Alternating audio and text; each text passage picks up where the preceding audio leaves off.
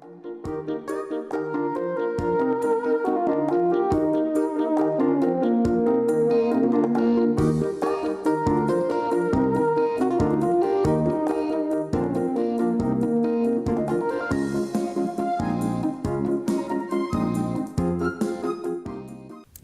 how are you? Thank you so much for joining us today, and I'm so happy that we are here. Today it's Women's View, kama kawaida, and I'm here.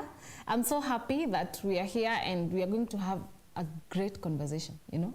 How are you? How have you been? I've been well myself, keeping safe. It's January. I hope to you is not in January, you know.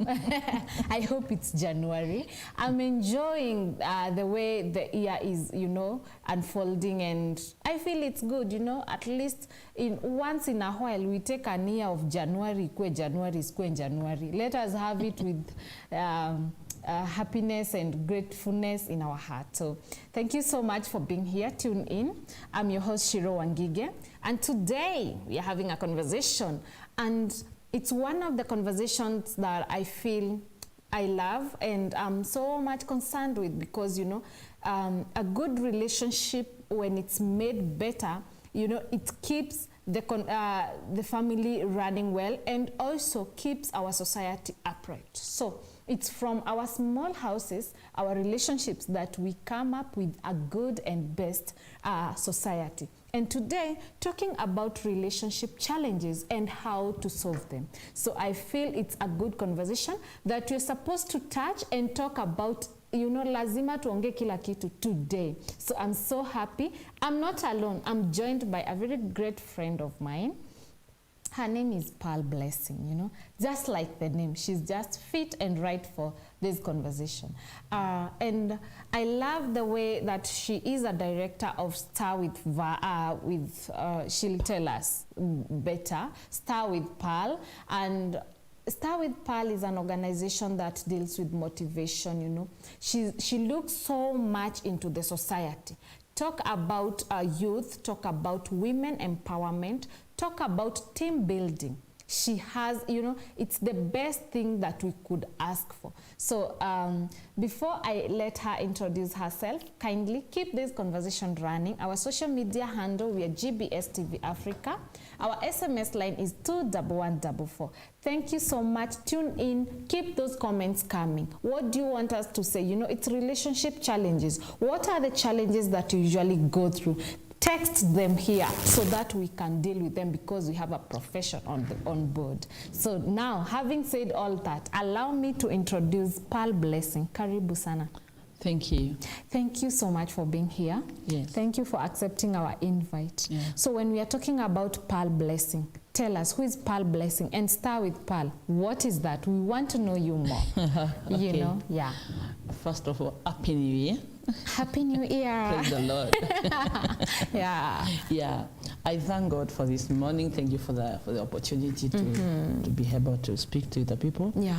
It is a great honor, and I really appreciate.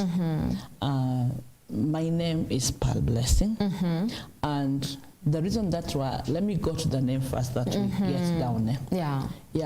Usually Pearl means Penina, so my original name is Penina. Penina. So it happened that one day I was working in a government institution, then happened to be visited by an Israelite. Then he used to come into our office to see our boss. Then I said, the Bible says, when you bless these people, you get a blessing. So this guy walked into the office and he was like, it was raining and it was drizzling and he was like, it was cold. So I asked him, can I give you coffee? And he said, yes. Black or white? He said, black. So I gave him. When he took the cup, he said, and what's your name? I said, my name is Penina. I said, oh, that's our name. It means pearl. Wow. Something precious and of great value. So we bonded kind of. Then I told him, I pray for Israel more than I pray for my country. And he said, it seems you're a good person. Even when I'm talking to you, I feel goosebumps. So when I go to my country, I'll bring you a gift. Wow. So he went, after some time he went and came back. He brought me something small. He said, "Me, this is the wealth of my nation. I give it to you." And it's like, surely after that, every time I walked home, I was a civil servant. I would hear a voice saying, "Pearl's collection." And I would, what is Pearl's collection? And this guy told me my name is Pearl.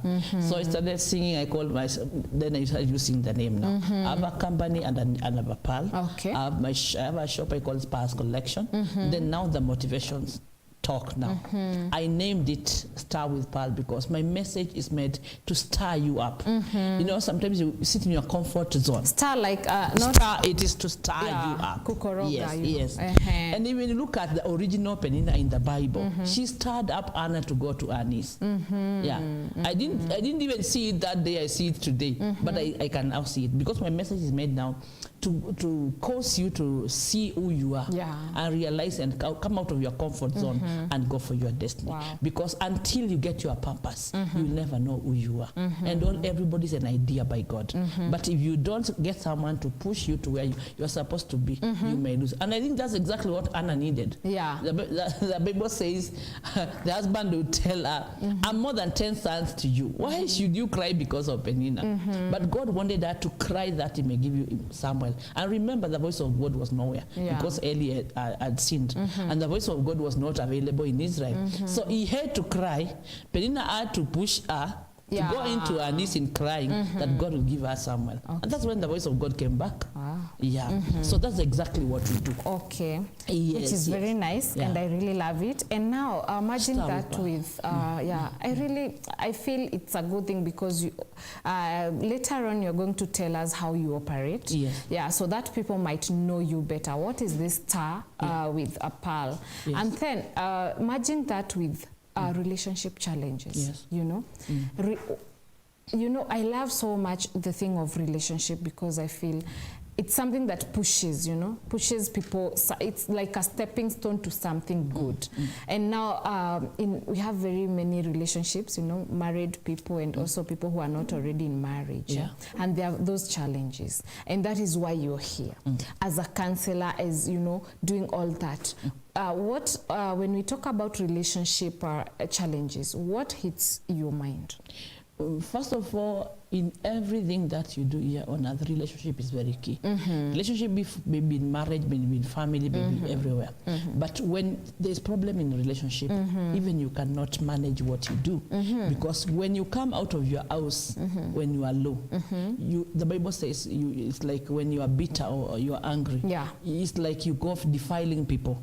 You touch people and if I meet you when you are hungry on the lift and I touch you, it's like, and what is this? So it is like you go attacking other people. But when you have peace in your relationship, you go out and bring health and you bring peace. And you also perform in what you do. So it is key that when you leave your house where you are coming from, it's good you come out in peace. So that is very key in life. So in anything that we do, we should start with the relationship. Now, let us go to the challenges that usually bring a problem in relationship. Let's go, for example, in marriage or a relationship people are courting. Sure. Communication is the key thing. The main challenge. The main challenge is communication. Watu wamekataa kabisa. Watu wamekataa kuongea. Now, unajua what happens?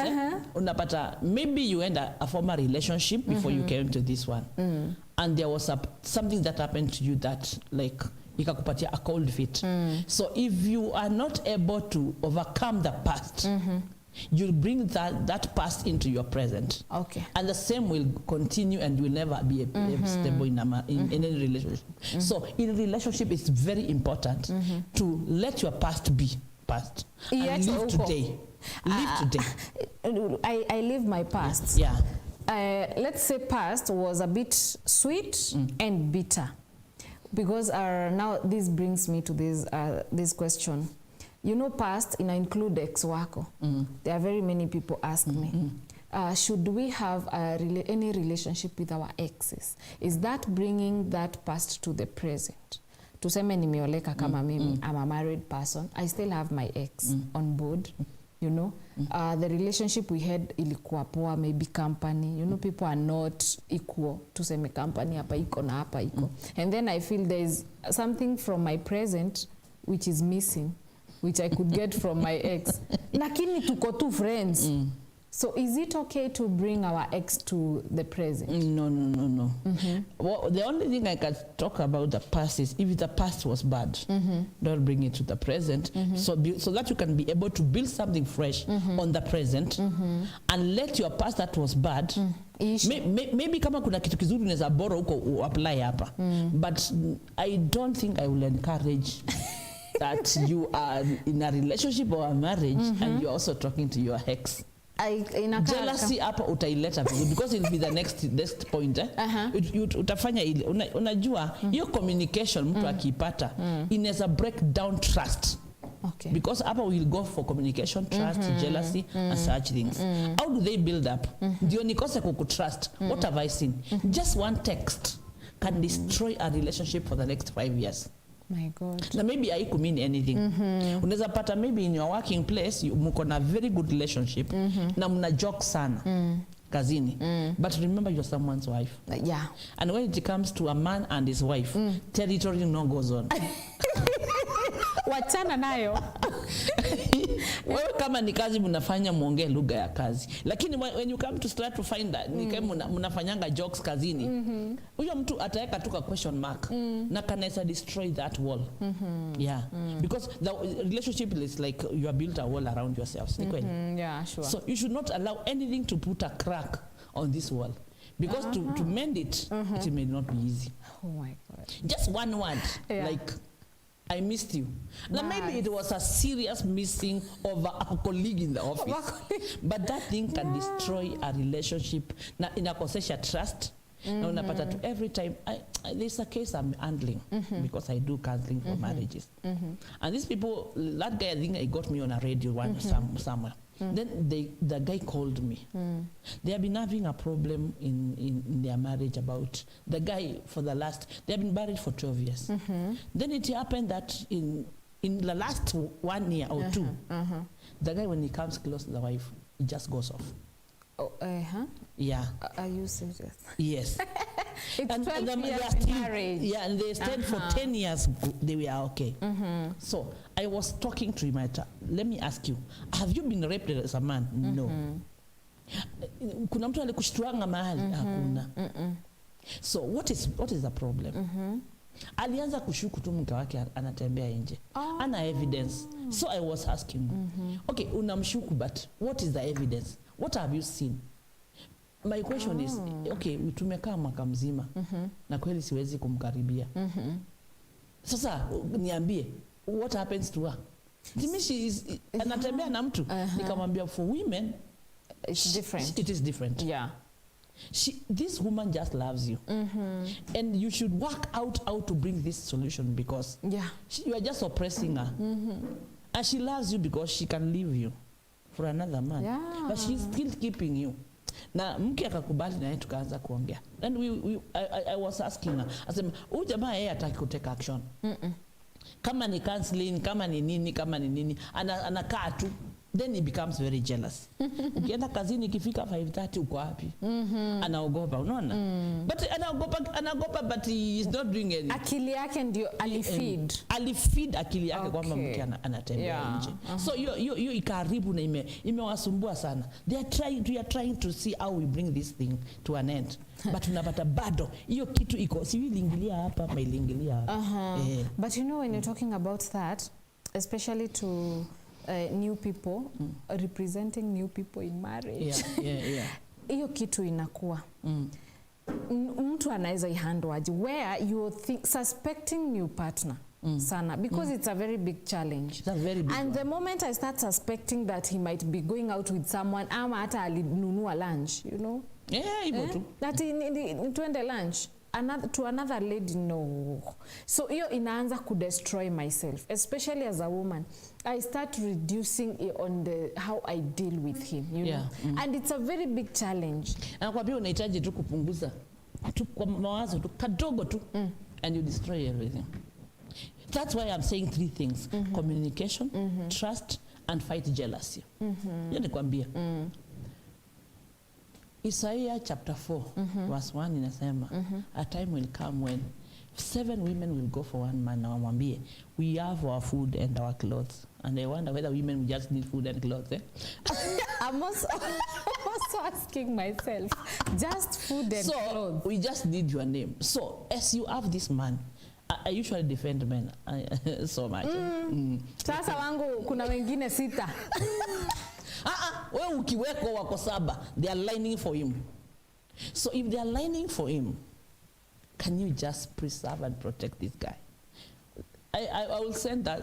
There's a research that was done by Sweeney UNDP, and Habitat. And they say that the people in the world is like the difference between men and women, there is 2 billion. Okay. Then the percentage was like around 20% or 2% are your relatives. 300 million are in prison. Others are mad and people. I even think wanafaa kuachilia watu wa prison.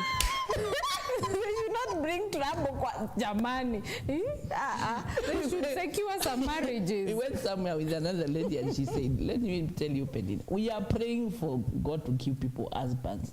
And they are here. We are women cutting grass. Surely. Hata wawatoe waseme sasa tumewapeana. Wana line up. Ukikosea unarudi. So what I'm saying is that we need you. Kila kimefanya niende kwa hiyo story ni kwa sababu you may be too jealousy. Utaki hata kusikia amenunua lunch. Utaki kusikia amefanya nini. Lakini acha nikwambie na ukumbuke this is Kenya. As we talk now, I'm not encouraging polygamy. Please. I'm not encouraging. I'm just talking facts. That in our country, bitter truth. Yeah, the bitter truth. In our country, the government has allowed a man to marry 4 wives. That is by law. Especially for Muslims. Not Muslims. That is the country now. Man, don't listen to this conversation. I'm not encouraging. I'm just telling this woman. I know. I'm telling the woman now, if you have that one of yours, just take care of. Preserve, protect, and jealously protect. Usikwe jealousy umpigie kelele. Protect him by what you do. Me, I sell men's clothes. You expect in a nation like Tanzania or Congo, my customers will be women buying for their husbands. Yeah. But here in Kenya, my customers are men. Because we are in Kenya. A man comes to buy boxer for himself and he's married. Which is also not a good thing. No, I'm saying the woman should take care of her own office. That's her office. Why should he come asking for a boxer? Which means if my shop will be in Congo or will be in Tanzania, I'm not saying they are better than us, but I'm just saying, just do your research. My main customers will be men. Anakuja anaingia kwa unaingia tu unapata kashati kesho na weekend acha baya katwende out. Jamaa atakuja tu naona shati imeanza kuraruka. He's paying school fees, he does everything. Na una demand. Let me tell you something. Nasema hiyo kitu nitashare leo. According to Proverbs 31. Okay, that woman, the way they express her, is not a practical woman. Nobody has all those factors in that woman. It is like an ideology kind of. But you pick on something that you can practice. If you can practice all of them, it's okay. But it is not a true person because she carries a lot of factors that you can't find in one person. But let me tell you this particular verse which says that she provides food for her family. Do you know? Najua sitapendwa. Lakini unaweza kosa kunipenda. Let the man do investment. There are some things that a woman can do seriously. If this man will go and do shopping for the house, when will he buy a plot? Never. And you also, you know, a typical African society from Kitambo. Yeah. I remember women used to provide. That is according to the Bible. Me, I want to read that verse because najua pale sitapendwa. Let me just be very practical. Yeah, another day, I have a shop. Yeah. So one of my employees is a lady. So she came in the morning na alikuwa amebeba food. So tunabebanga chakula baada ya kununua. So nikaona ile food amebeba. So nikamuuliza. Let me ask you, this was supper, yes. Is this what your husband ate? Was there anything else extra? In fact, he likes it very much. He likes this kind of food. Okay. And I was like, what? Yeah, you have to be my student. Oh my God. Mbona, why do I feel I want to ask ilikuwa chakula gani? Yeah. Alikuwa amepika tu rice. Vile unaweza pika rice kama pilau lakini ya maragwe. Okay. Unaona? So nikamuuliza, hii chakula ulimpea tu hivyo ama kulikuwa something separate? Akasema, he likes it the way it is. It was just dry hivyo tu iko tu sawa. The way it was, yeah. It was supper. Hakuna from today, let me tell you. Katika zile vitu tunafanya, tafuta chakula ya mzee ya supper. Make sure he eats well. Wasipatia mwanaume maragwe na rice jioni ya kalale. Yeah. Eating well, you mean? Semi rice chakula mbaya. Yeah, but just balance that food. Na upresent chakula yenye unakaa tu kama mama mwenye anafikiria. Na nikampeleka kwa this scripture now. Nikampeleka Proverbs chapter 31. I just picked a few verses because this woman is not a practical woman who can have all the qualities in Proverbs 31. But you just pick a few. Yeah. So according to me and according to this Bible, the way it is saying, this woman, kitu ya kwanza, the Bible says, the heart of a husband does trust in her, so that she has no need of spoil. Hii version yangu si sawa. She, yani kama inasemanga hata ogopa. She will do him good and not evil all the days of her life. Then anadress nyumba yake. Huyu mama ananunua nguo. Ni huyo mama ananunua nguo. She seeks wool and flax and worketh willingly with her hands. Like a merchant ship. Okay, acha tuachane na hiyo, tuende kwa chakula. She rises while it's still yet night and provides food for her family. Provision haimaanishi nimeletewa, inamaanisha nimenunua. Okay. Nikapikia jamii yangu. Ninaenda kazi tu, yeah. Nalipwa, isikue tu ni kununua nguo. I also need to provide for food. Yani ukienda jikoni upike, unapata wewe mwenyewe umetafuta kile unampikia wewe mwenyewe. Si lazima ukae hapo na hata hujanunua nyama na unauliza chakula. Utakula nini? Kunywa maji ndio hiyo. Let me tell you, as I've said, 7 are lining up. Na wengine wanatafuta hata wamoshe mguu. Jamani. Invest in that. Na mimi niko hapa nauliza tutakula nini? Na utakaa chini na marafiki mkunywa soda huko ulipe bill, lakini unaona kama kununua tu kanyama kafishi upike specially for him, as if you are doing the wrong thing. And that's what I've said.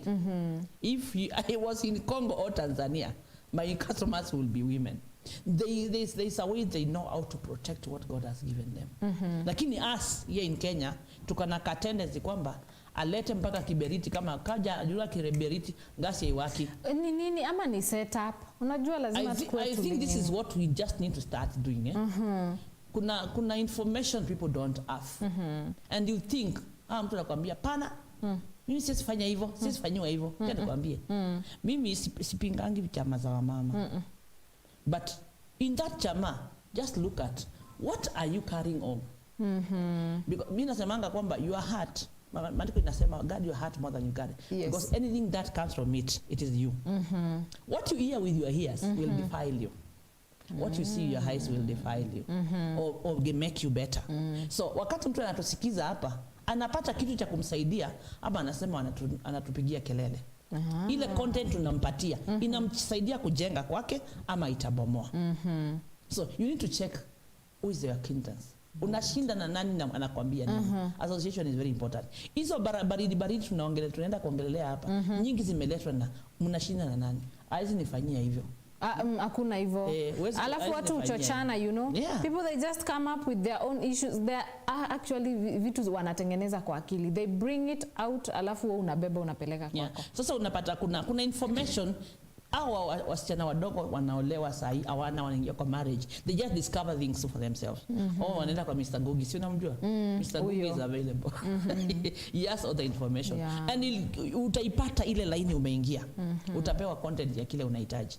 So it depends on kile utapata. So this woman ananulia watoto wake nguo, anahakikisha hakuna mtoto amekosa baridi. Anatembea kwa barabara, mtu anasema sweta zake zimeharibika, baba yake hajanunua, na mtoto ni wako. Wewe ulienda labor ward ukapush mtoto, sisahau. So you are still pushing them.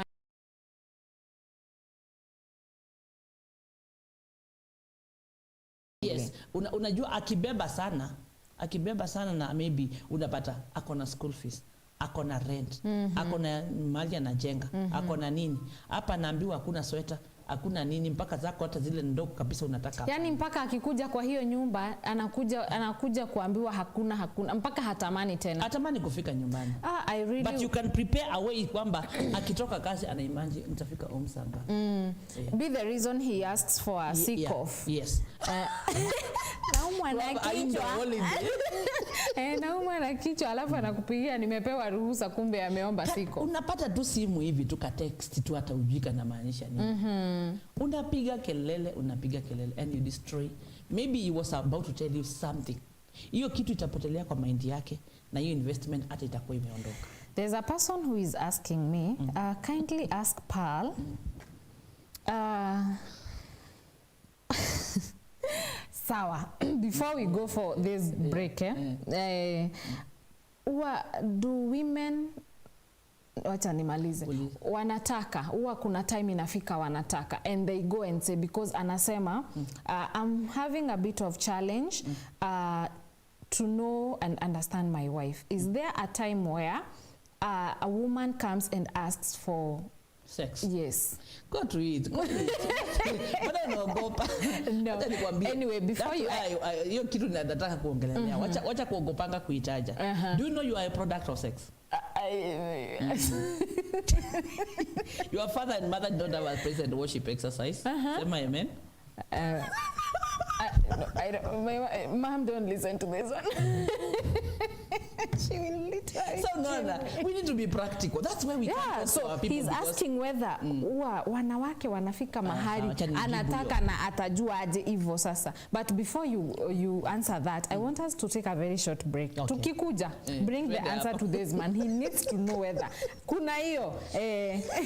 Anyway, viewer, let us take a very short break. I'm really loving the show and how we are pointing out to these very basic challenges that we feel tunaweza do without, ama tuzi overlook, but they are really key to our marriages and relationships. Thank you so much for tuning in.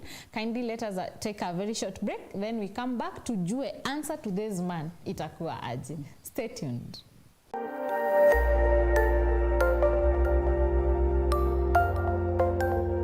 Everywhere, GBS.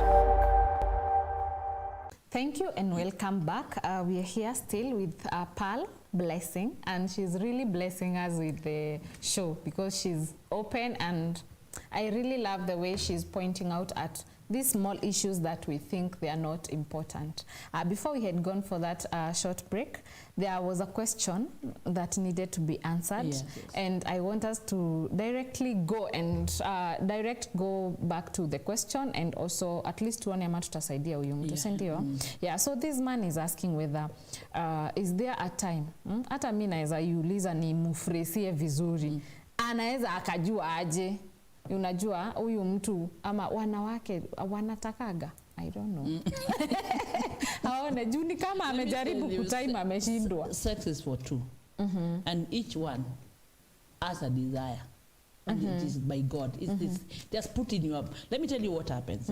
God is so faithful. When you are married, He gives you the grace to be sexually active.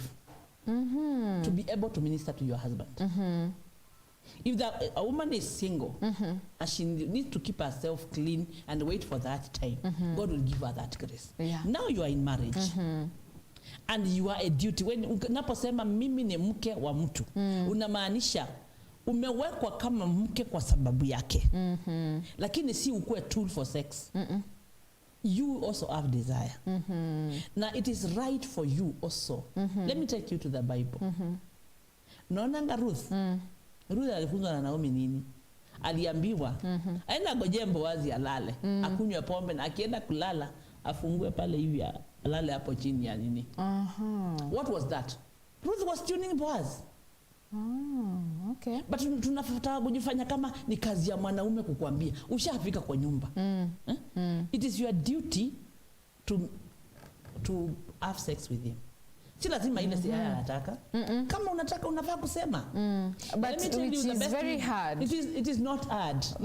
For people, you know, women say it's very hard to express themselves because they always wait for a man to notice, which I don't know whether men will ever notice whether Okay, kama unangojea a notice na maybe ako na stress, si utaumia?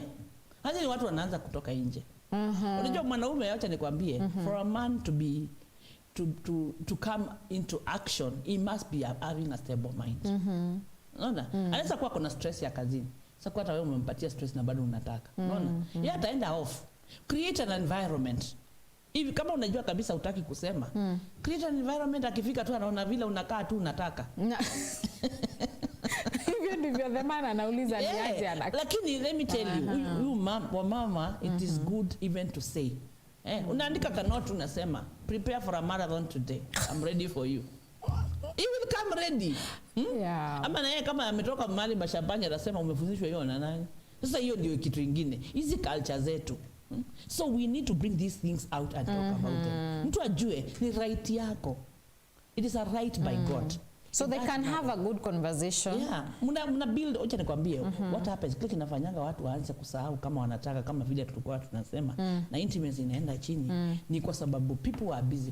Kuna mchungaji mmoja alifanya hivi. A couple was almost breaking. Na akawasikiza wote, vile wanapigiana makelele. Akauliza, what time do you come home, when time do you come home? Jamaa mmoja ni wa biashara. Fanya kazi kichwa inaenda off. Akifika, ile kuchoka amechoka ataanza kulala kwa kiti. Mama na yeye ni bank, anafanya kazi mpaka past time. Akikuja by the time hata yeye afike kwa nyumba, hata kabisa hakuna kitu kingine anaweza fikiria. So utapata msha separate on the same house. Do you know that pastor told them? Wewe ndio uchukue off na wewe funga biashara. Bas. Mzime simu na mwachie house girl pesa ya kutosha. Na wanataka kwa hoteli 1 week. Na mkuje tuongee. Alikutana nao wanaenda wanashikana mikono. Watu hawana time for each other. Oh my God. So those breaks are very important. Teka atachukua tu na unaji mambo ya kukaa na watu. Sasa watu wameoana tu juzi. Unapata mletewa kazi, mletewa na brother na mwingine mgonjwa na nani. Hamuja bond, hata hamujajuana. Na mjapata training ya kutosha, still discovering each other. Hatuja discover you need time together. Hata ukianza kuona hizo argument, mjaribu kuzileta chini, then spend time together. Na mnapush watu away. Ikiwezekana hata kama ni watoto wapelekwe tu mahali. Ama mwende mkae kwa hoteli mahali. And then you discover yourself. You have time to talk.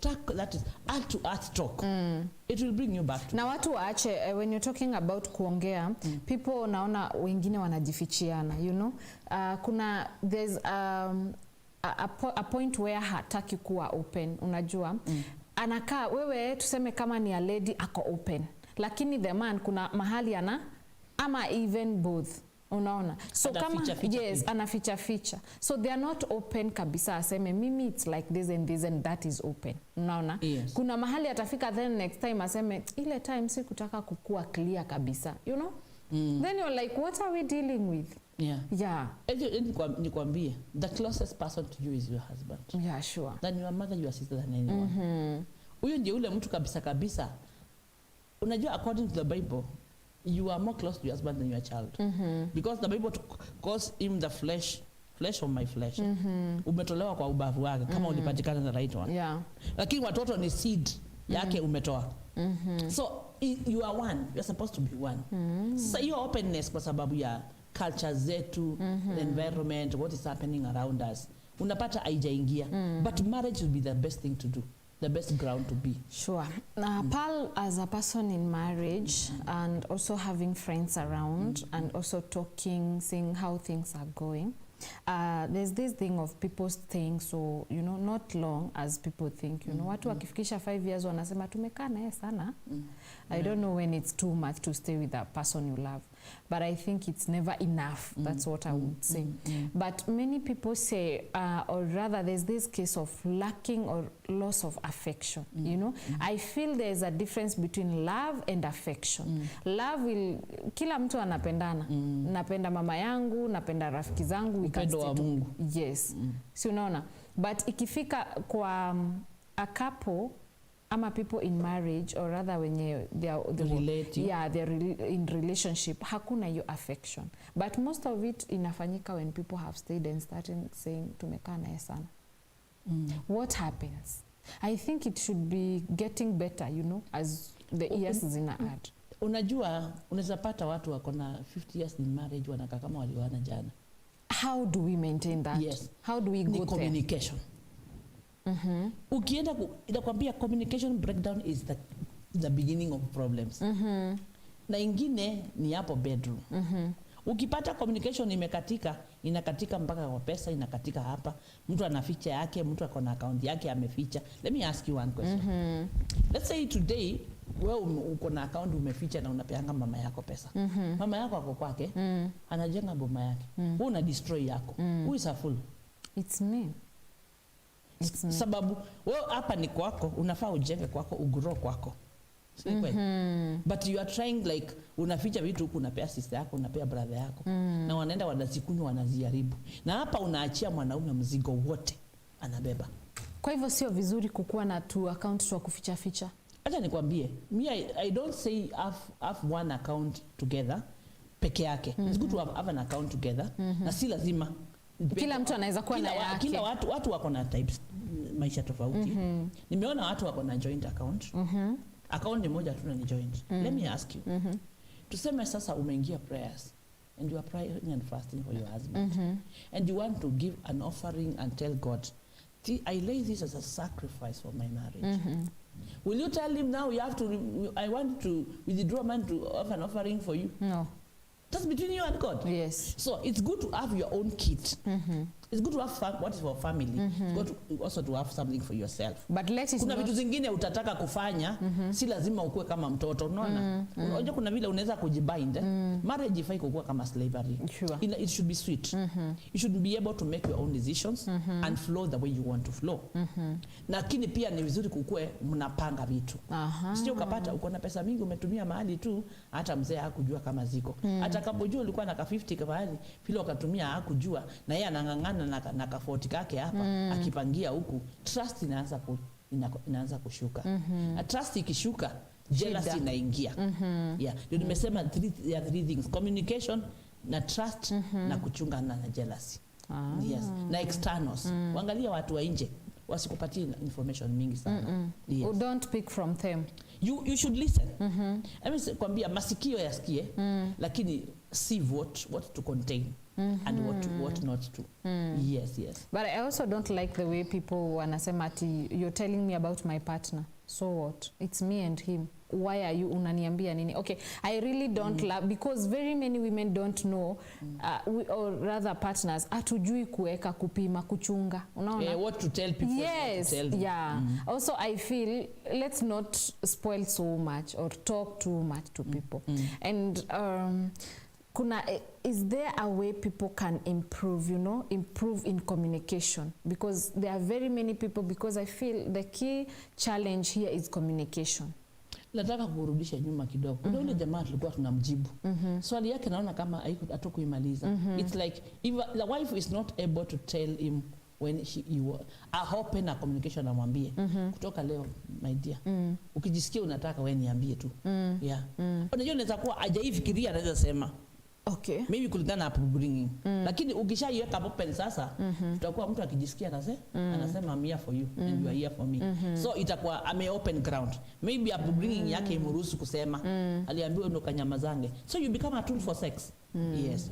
You know in Kikuyu they say mwanamke ni kunyamazia. Lakini hiyo ni ya Wakikuyu. Wachana nayo. Unyamazie kwa nini? Because unapata watu wanapata depression.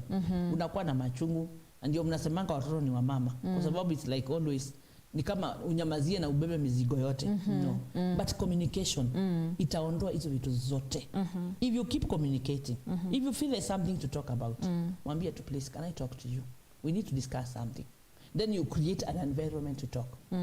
Usiangojee sasa ile mtu anakaa kama kichwa inalipuka, ameenda job huko, amepigiwa kelele, kuna stress iko mahali, na unakuja ukimuuliza, ama umekea chakula na unaanza kumwambia na umesema tupike vizuri, atumwacha akule kwanza. Si kukuja akiwa kwa gate unamwambia, na unajua mtoto alifukuzwa, unamfungulia gate ukimwambia sasa umekuja late hivyo, nilikuwa nataka ukuje mapema nikwambie mtoto alifukuzwa shule. Yeah, mtoto ni wetu, si wangu. Ni wetu. Yeah. So we need to also know timing of saying things. When you're talking about food, there's a person mwenye alisema nyinyi wasichana wa siku hizi mnaua wanaume wenu, alafu mnaanza kupigia kila mtu hii dunia yote makelele. Unaua na nini? Kukosa kupika vizuri. Naona kama kuna siku utakuja utuonyeshe recipe hapa. Unatuambia lunch unaweza pika hivi. Sapa, na most men hawakuagi lunch by the way, ndio. So sapa inafaa kuwa the best. Sasa nayo, unajua nayo according to nutrition, kama utaki kuongeza weight ukae kama mimi, sapa should be not me. Kama akona mwili mdogo sapa akule sana. Kama akona mwili mkubwa sapa nakula kidogo. Lakini hata hiyo lunch yake mahali atakula. Si you can agree atakula aje. Unakuwa concerned. Unakuwa concerned. Before we finish, we come to the end of the show. I want you to talk about infidelity in marriages. Yes. Because it's something that has troubled very many people. Yeah. Yeah, it has become a real issue. Ikakuwa ni kama normal life. Ikakuwa ni, I don't know the way we should put it, kwa sababu ile kuaminiana iko bado, lakini kuna watu wamefika mahali kama they don't know what they are doing. Lakini sana kuna some areas zenye wanawake wanafaa kuangalia. Sababu ndio mtu aanze kwenda nje.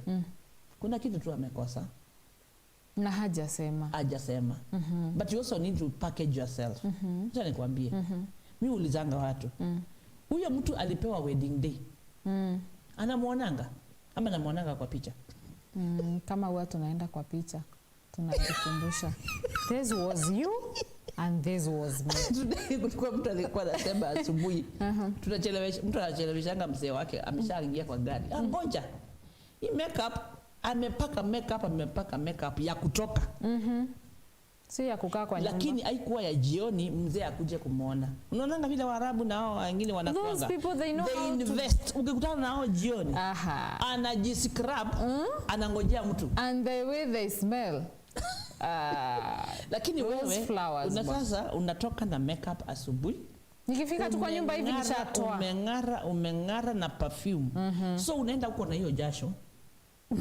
Ukurudi na hiyo jasho jioni, sasa makeup imeisha. Uweke ile unashangaa nywele ulitengenezea nani? Unaweka kile kiskafu kwa kichwa. Na t-shirt imeandikwa Jubilee. Kando tena Pearl blessing. Ndio batia star with pearl.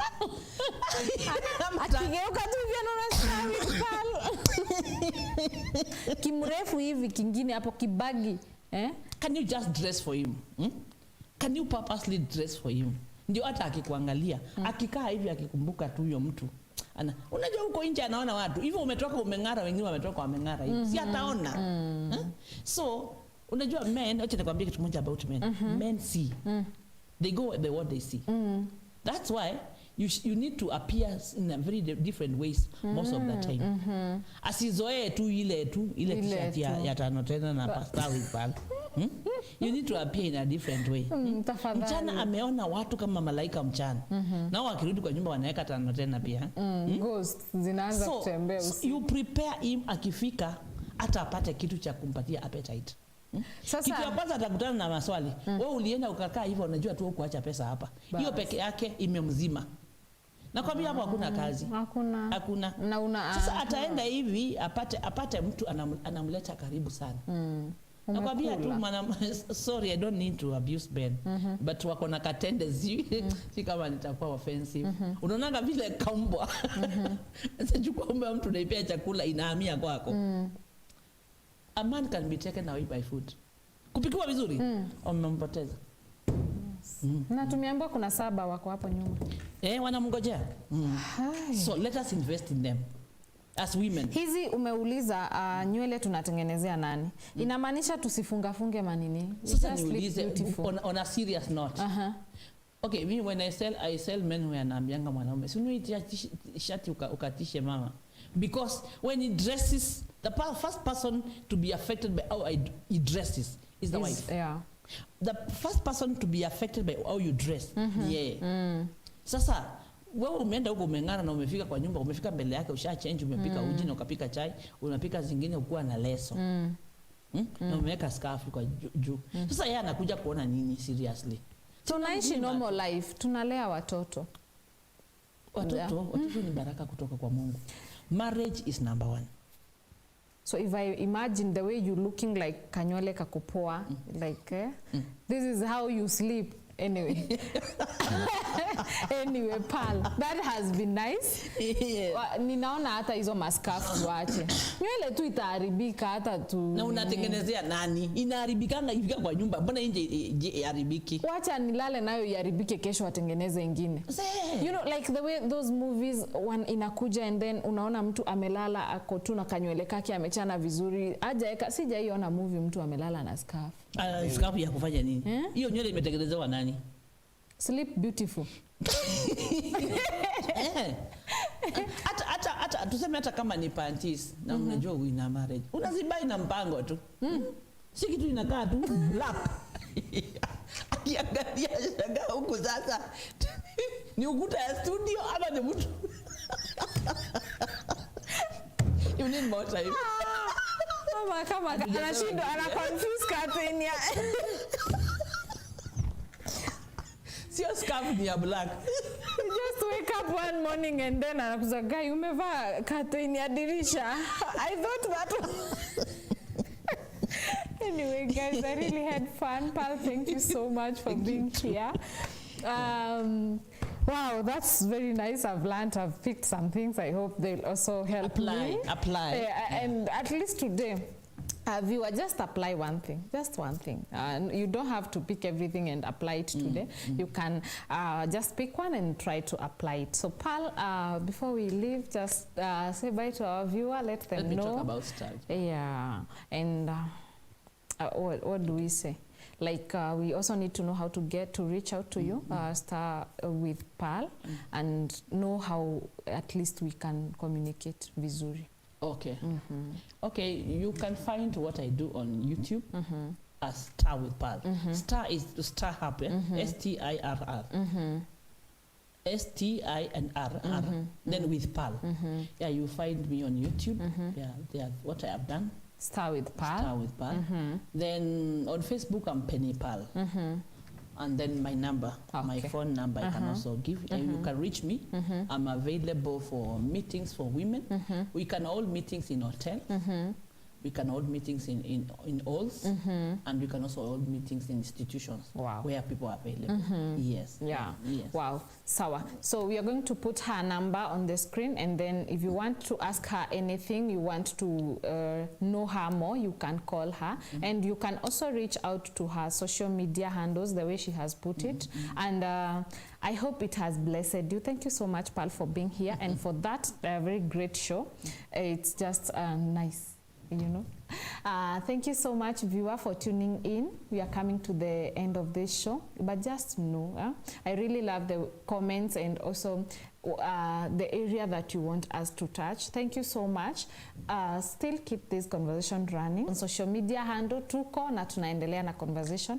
Our social media handle, we are GBS TV Africa, and our SMS line is 21144. Thank you so much for tuning in. I have been your host, Shiro Wangige. Until next time, stay safe and bye. Bye.